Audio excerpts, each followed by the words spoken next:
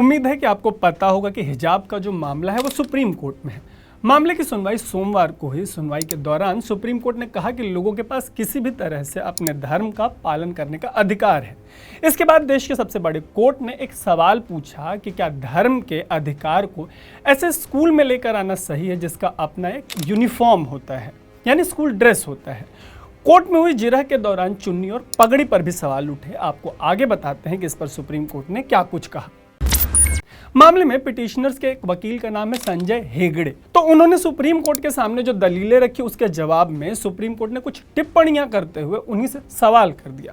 Justice Hemant Gupta ने कहा कि एक पल के लिए ये मान लेते हैं कि किसी को हिजाब पहनने का अधिकार है, हिजाब पहनकर कोई कहीं भी जा सकता है, लेकिन स्कूलों के अपने यूनिफॉर्म होते हैं। ऐसे में क्या स्कूल में हिजाब पहना जा सकता है, ये उनका सवाल था। सुप्रीम कोर्ट में जिरह के दौरान कर्नाटक के एजुकेशन एक्ट 1983 का भी हवाला दिया गया। कहा गया कि इसका इस्तेमाल करके एक तबके को पढ़ाई से दूर रखने की कोशिश की जा रही है। ऐसे तर्क पर सुप्रीम कोर्ट ने कहा कि किसी को भी पढ़ाई से दूर रखने की कोशिश नहीं हो रही। आगे कहा गया कि राज्य बस इतना कह रहा है कि छात्रों के लिए जो यूनिफॉर्म डिसाइडेड है बस वो पहन कर आना है। अच्छा, इसी के बाद चुन्नी की बात उठी। हिजाब के डिफेंस में इसकी जो तुलना है वो चुन्नी से की गई। यह भी कहा गया कि चुन्नी तो स्कूल ड्रेस का हिस्सा होता है। हालांकि सुप्रीम कोर्ट का मानना है कि दोनों की तुलना जो है वो सही चीज़ नहीं है। जस्टिस धूलिया का मानना है कि दोनों में बहुत अंतर है। सुप्रीम कोर्ट ने कहा कि चुन्नी का इस्तेमाल कंधे को ढकने के लिए किया जाता है। हालांकि पिटिशनर्स के जो वकील हैं हेगड़े, उन्होंने तर्क दिया कि बड़ों की मौजूदगी में चुन्नी का इस्तेमाल सर को ढकने के लिए भी किया जाता है। इस पर जस्टिस गुप्ता ने पंजाब के कल्चर का जिक्र करते हुए कहा कि सिख महिलाएं गुरुद्वारे में सर को ढकने के लिए चुन्नी का इस्तेमाल जरूर करती हैं।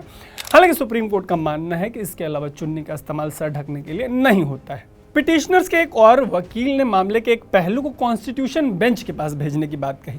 दरअसल कर्नाटक हाई कोर्ट ने हिजाब के खिलाफ दिए गए अपने फैसले में कहा था कि हिजाब पहनना एसेंशियल रिलीजियस प्रैक्टिस नहीं है। ऐसे में पिटिशनर्स को रिप्रेजेंट कर रहे राजीव धवन ने कहा कि एसेंशियल रिलीजियस प्रैक्टिस है या नहीं, ये बात कॉन्स्टिट्यूशन बेंच को तय करनी चाहिए। हालांकि जस्टिस गुप्ता ने इसके जवाब में कहा कि एसेंशियल प्रैक्टिस हो या मत हो, लेकिन क्या एक सरकारी संस्थान में एसेंशियल प्रैक्टिस पर जोर दिया जा सकता है।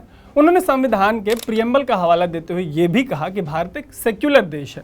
इसी दौरान धवन ने कहा कि उन्होंने कोर्ट में जजों को तिलक लगाकर आते देखा है। 2 नंबर कोर्ट का जिक्र करते हुए यह भी कहा गया कि वहां एक जज की तस्वीर मौजूद है और तस्वीर में जज ने पगड़ी पहन रखी है। फिर जस्टिस गुप्ता ने कहा कि उनके दादा पगड़ी पहनकर लॉ की प्रैक्टिस किया करते थे। यह भी कहा गया कि हिजाब की तुलना धार्मिक प्रतीक चिन्हों से नहीं होनी चाहिए। इन सब के बाद पिटिशनर्स के वकील की तरफ से कहा गया कि मामले पर सुप्रीम कोर्ट का जो फैसला है उस पर दुनिया भर की निगाहें होंगी। अच्छा, अब आपको बताते हैं कि मामला सुप्रीम कोर्ट तक पहुंचा कैसे। कर्नाटक हाई कोर्ट ने 15 मार्च को हिजाब से जुड़ी पिटिशंस को खारिज कर दिया था। ये पिटिशंस जो है वो उडुपी के मुस्लिम कॉलेज स्टूडेंट्स ने लगाई थी। उन्होंने क्लास में हिजाब पहनने का अधिकार मांगा था। इसके पक्ष में कहा गया था कि ये इस्लाम में एसेंशियल रिलीजियस प्रैक्टिस है।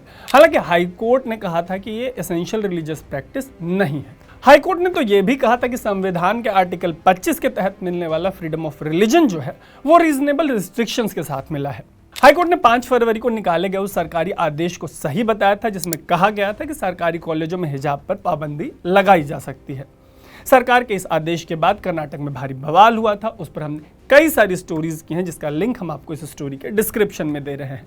देखते रहिए अनकट। मेरा नाम है तरुण।